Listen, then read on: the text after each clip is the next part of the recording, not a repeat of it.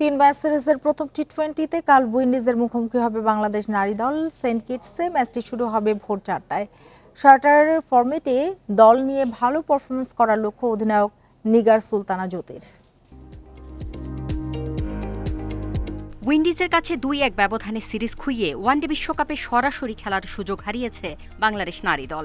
সে খারাপ লাগা এখনও কাটিয়ে উঠতে পারেনি টাইগ্রেসরা। হতাশা কাটাতে ক্যারিবীয়দের বিপক্ষে টি-20তে সেরা পারফরমেন্সে জোর দিচ্ছেন অধিনায়ক নিগার সুলতানা। পুরো টিমই একটু ডিসঅ্যাপয়েন্টেড ডেফিনেটলি, বাট স্টিল এখন আমাদের সামনে যেহেতু টি-20 সিরিজ, তো আমাদের এখান থেকে যতটা দ্রুত সম্ভব আসলে বের হয়ে আসা, যদি আমরা টি-20 সিরিজে ভালো করতে পারি সেটা অবশ্যই আমাদেরকে টিম ওয়াইজ অনেক বেশি বুস্ট আপ করবে।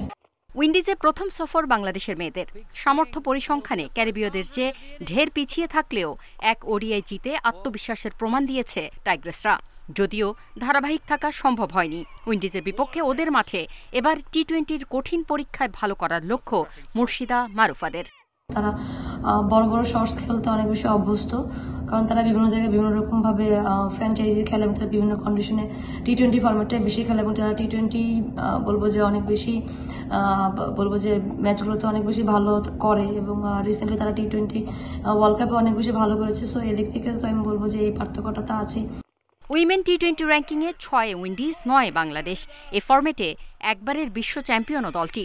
র্যাঙ্কিংয়ে অবস্থানগত পার্থক্য পারফরমেন্সে খুব একটা প্রভাব না ফেললেও স্বাগতিকদের বিপক্ষে ম্যাচ জয়কে চ্যালেঞ্জিং মানছেন টাইগ্রেস অধিনায়ক। টিম যে আসলে বলবো যে একটু মোরালি ডাউন আছে, সেখান থেকে বেরোয় আসতে হলে টিম ওয়াইজ আসলে আমাদের একটা ভালো রেজাল্ট করতে হবে।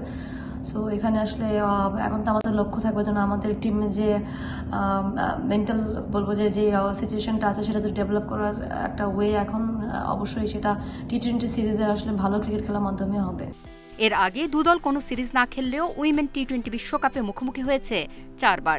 আধিপত্য দেখানো শতভাগ জয় ক্যারিবীয় কন্যাদের। এবার নতুন ইতিহাস করতে চাইবে বাংলাদেশ।